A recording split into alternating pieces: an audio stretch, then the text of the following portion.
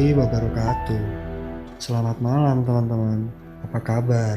Semoga selalu diberi kesehatan. Kembali lagi di ARC Horror Story. Pada kesempatan kali ini, saya akan membacakan pengalaman horor yang dialami oleh Kak Cinta Kirana. Seperti apa ceritanya? Langsung saja simak ceritanya. Tante 1, tante 2, tante 3, tante 4. Hitung si kecil ulang sambil menunjuk kami satu persatu. Padahal perempuannya hanya kami bertiga. Cerita ini saya dapat dari adik perempuan saya saat ia dan teman-temannya pergi berlibur ke Garut tahun 2018.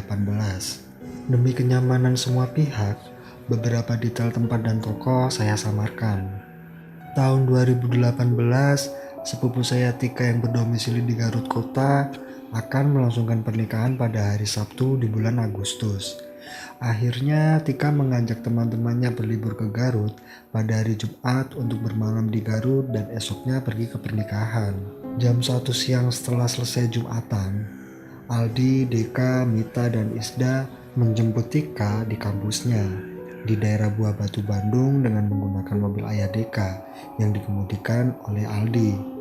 Sebelumnya mereka telah sepakat untuk pergi berlibur ke Ranca Buaya di daerah Garut Selatan lewat jalur Pengalengan dan malamnya menginap di rumah kerabat Tika di Garut Kota.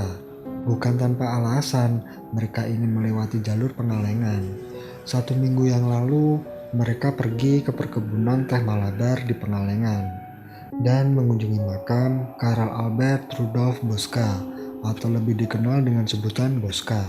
Sepulang dari sana, Deka dan Isda yang merupakan kakak beradik merasakan sesuatu mengikutinya sampai ke rumah.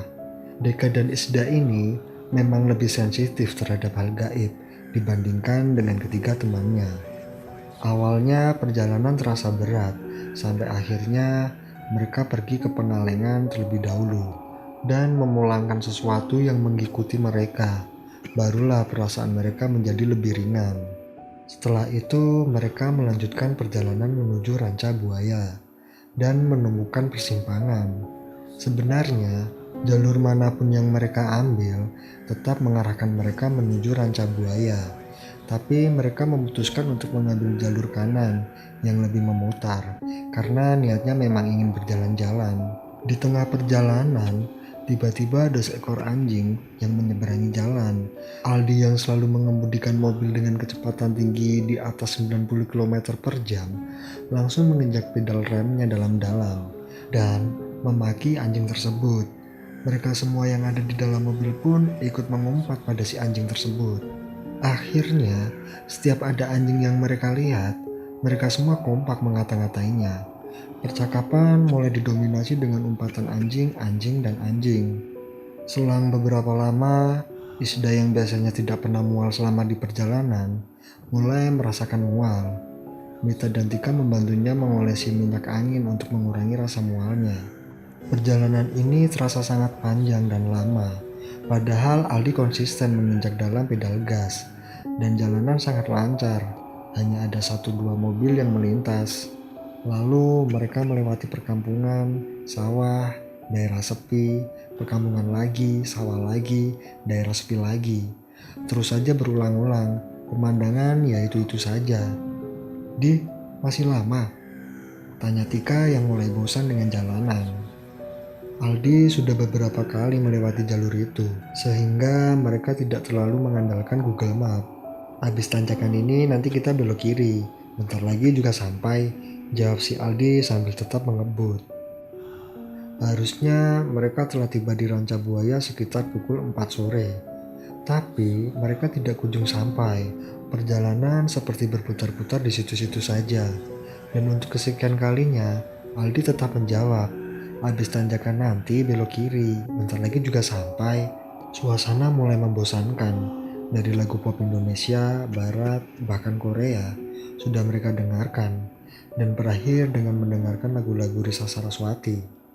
Meskipun bosan, di sela-sela perjalanan, mereka masih saja tetap mengata-ngatai setiap anjing yang mereka lihat. Sekitar pukul 5 sore, mereka melintas di dataran yang lebih tinggi dan bisa melihat secara jelas pantai Ranca Buaya. Mereka kegirangan menatap lautan dan ombak yang berderu dari kejauhan. Obrolan pun beralih membahas sejarah tentang penamaan Ranca Buaya. Mereka tiba di daerah Ranca Buaya saat azan maghrib berkumandang. Aldi memarkirkan mobil saat melihat masjid di pinggir jalan kawasan Ranca Buaya. Mereka lalu turun meluruskan badan dan mengambil air wudhu untuk sholat maghrib. Orang-orang yang hendak sholat berjamaah sudah berdiam di dalam masjid, dan hanya mereka saja yang mengambil air wudhu. Saat Tika dan teman-teman masuk ke dalam masjid, semua orang yang ada di dalam masjid menatap mereka dengan tatapan yang aneh, seperti keheranan namun tidak berbicara sepatah kata pun. Bukankah hal wajar ya jika ada orang lain ikut menumpang sholat di masjid pinggir jalan? Kenapa mereka melihat kami seperti itu? Batin Tika. Singkat cerita, setelah selesai sholat pun orang-orang itu masih berdiam di dalam masjid. Hanya Tika dan teman-teman saja yang beranjak keluar. Di parkiran mereka berdiskusi tentang rencana berikutnya. Karena hari sudah gelap, mereka memutuskan untuk tidak berkunjung ke pantai dan melanjutkan perjalanan ke Garut Kota untuk mencari tempat makan malam. Kali ini mereka sepakat untuk menggunakan bantuan Google Map agar lebih cepat sampai. Lalu Aldi pun melesatkan mobilnya meninggalkan kawasan Ranca Buaya. Di perjalanan saat dihadapkan pada perempatan, Map mengarahkan mobil untuk berbelok ke arah kiri. Mobil pun mengikuti arahan dari Map. Saat berbelok, hujan langsung turun dengan lebatnya tanpa aba-aba, tapi mobil tetap mencoba menyusuri jalan. Jalan ini bukan jalan raya seperti yang dari tadi mereka lalui. Jalan kali ini gelap, dengan jalanan rusak yang menyempit dan berbatu. Makin masuk ke dalamnya, jalan ini mengarahkan mereka menuju ke arah perkampungan di ujungnya. Tidak mau mengambil resiko, Aldi memutar balik mobil dan melaju ke jalan raya sebelum mereka berbelok. Terlihat beberapa tukang ojek yang sedang mangkal memperhatikan mereka keluar dari jalan itu.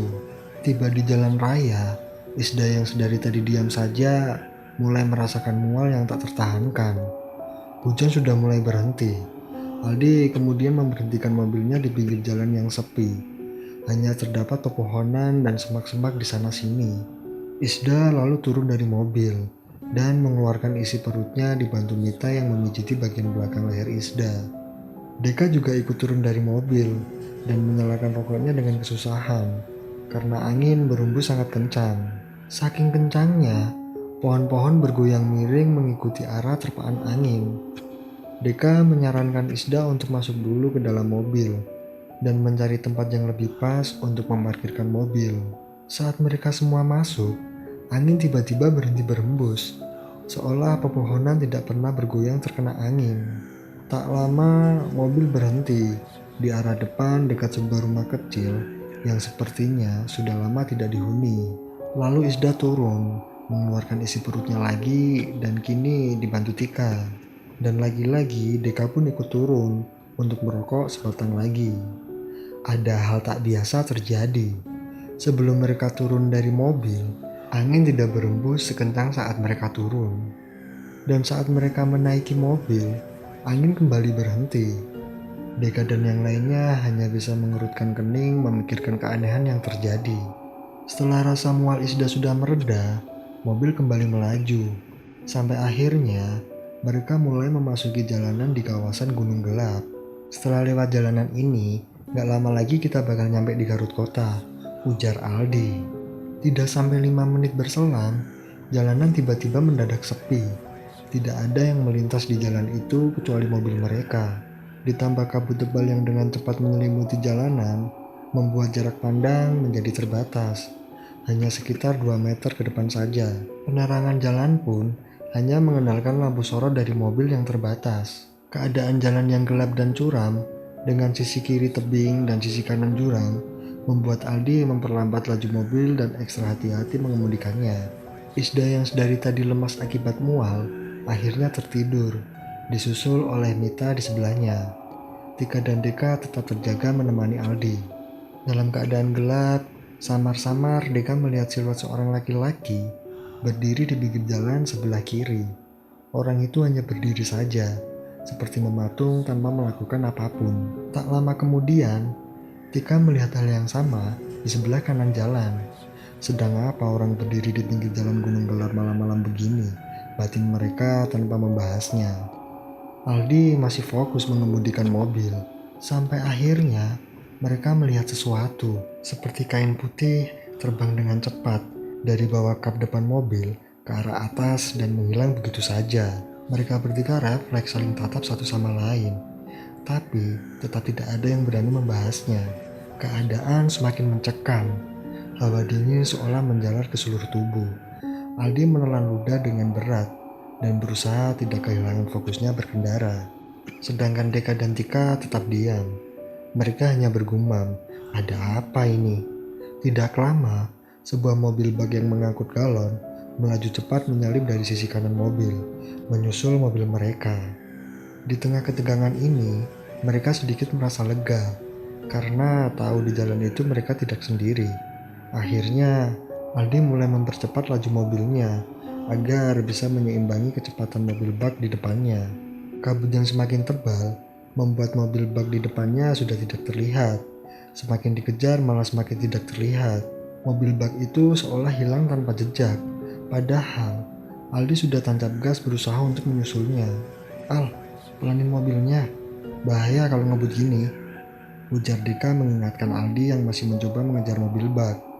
Di saat bersamaan, entah mengapa, Deka tergerak melihat ke bagian depan bawah ban mobil sebelah kiri dari kaca mobil.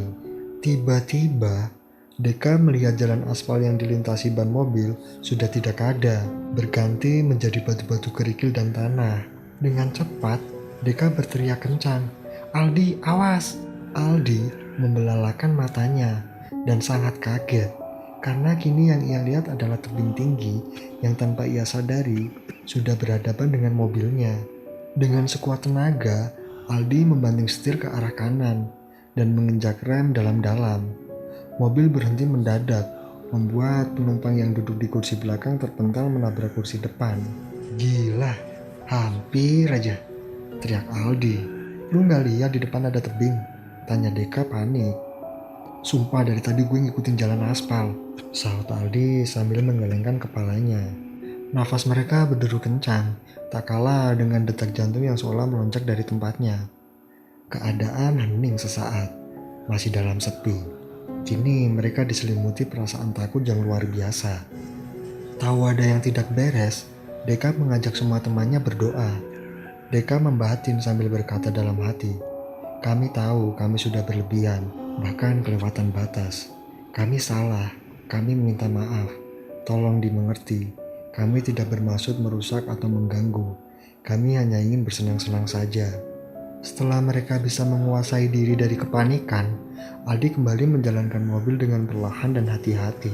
Kabut tebal yang sedari tadi menyelimuti, kini mulai menipis, membuat ujung sisi kanan dan kiri jalan terlihat. Selang beberapa lama kemudian, akhirnya mereka keluar dari jalur gunung gelap. Mereka menghela nafas, bersyukur masih ditolong Yang Maha Kuasa dan diberi kesempatan hidup. Singkat cerita, setelah menemukan daerah berpenduduk, Deka meminta Aldi untuk berhenti di minimarket terdekat. Ia merasa sangat lemas dan mual. Saat tiba di minimarket, Deka langsung muntah, walaupun hanya cairan yang ia keluarkan dari dalam perutnya. Deka dan teman-teman kemudian berdoa kembali sebelum akhirnya mereka melanjutkan perjalanan dan tiba di kediaman kerabat Tika sekitar pukul 1 malam. Mereka menghabiskan begitu banyak waktu, padahal seharusnya mereka sudah tiba pukul 9 atau 10 malam di Garut Kota. Kerabat Tika yang menyambut mereka tengah malam merasa keheranan karena mereka baru tiba. Tapi tak satu pun dari mereka yang menceritakan kejadian janggal yang dialami. Mereka lalu beristirahat dan esok harinya dari pagi sampai siang menghadiri pernikahan sepupu Tika. Setelah itu mereka berpamitan dan segera pulang ke Bandung. Perjalanan pulang terasa sangat ringan dan cepat. Tidak ada hambatan sama sekali sampai akhirnya mereka tiba di Bandung dan beristirahat sejenak di rumah Deka di daerah Ujung Berung. Di rumah berlantai 2 itu mereka berkumpul di lantai atas sambil bersantai dan menikmati cemilan yang disodorkan oleh Ibu Deka. Mereka akhirnya menceritakan apa yang dirasakan oleh masing-masing saat perjalanan ke Garut kemarin. Mereka sangat bersyukur dan lega bisa sampai dengan selamat dan kembali ke Bandung. Mengetahui pamannya telah kembali ke rumah, Ulan kecil berlari menaiki tangga dan bergabung dengan Deka dan teman-temannya. "Om dari mana?" tanya Ulan. "Habis dari jalan-jalan," jawab si Deka. "Oh, habis jalan-jalan ya, sama tante satu," hitung Ulan sambil menunjuk Tika yang duduk di samping Deka, "sama tante dua, tante tiga." Kini giliran Mita dan Isda yang ditunjuk, dan tante empat. Ulan kecil menunjuk pojokan ruangan di dekat Aldi berdiri. Padahal tidak ada siapa-siapa di sana, dan hanya kami bertiga perempuan yang ada di ruangan itu, kecuali Ulan. Ulan kecil lalu melompat ke pangkuan Deka sambil memeluk pamannya erat-erat. Mereka yang ada di ruangan itu lalu saling melempar pandangan, tidak tahu siapa orang terakhir yang ditunjuk Ulan. Mereka hanya berharap siapapun itu tidak datang untuk mengganggu mereka. Setelah selesai menceritakan kejadian ini pada saya, Deka dan Tika menyadari bahwa sebelumnya mereka dan teman-temannya sudah sompral, berkata kasar dan berlebihan. Dan mereka berharap kejadian ini bisa jadi pelajaran untuk siapapun dan dimanapun, agar tidak sompral dan berlebihan. Mereka sangat bersyukur masih bisa selamat, dan kejadian saat itu dijadikan pelajaran yang sangat berharga. Akhir kata, saya doakan semoga kita selalu diberi keselamatan dari segala bahaya dimanapun dan kapanpun. Jadi itulah teman-teman, cerita horor yang dialami oleh teman-teman Kak Cinta Kirana. Semoga teman-teman bisa mengambil hikmah dan pelajaran dari pengalaman yang sudah Kak Cinta Kirana alami. Terima kasih buat teman-teman yang sudah mampir ke channel ARC Horror Story. Jika kalian suka dengan ceritanya, silakan like, share, dan komentar. Jangan lupa juga subscribe sebagai bentuk dukungan kalian di channel ini. Dan jangan lupa klik tombol loncengnya, agar teman-teman gak ketinggalan cerita-cerita horor selanjutnya. Sampai jumpa di episode selanjutnya. Assalamualaikum warahmatullahi wabarakatuh.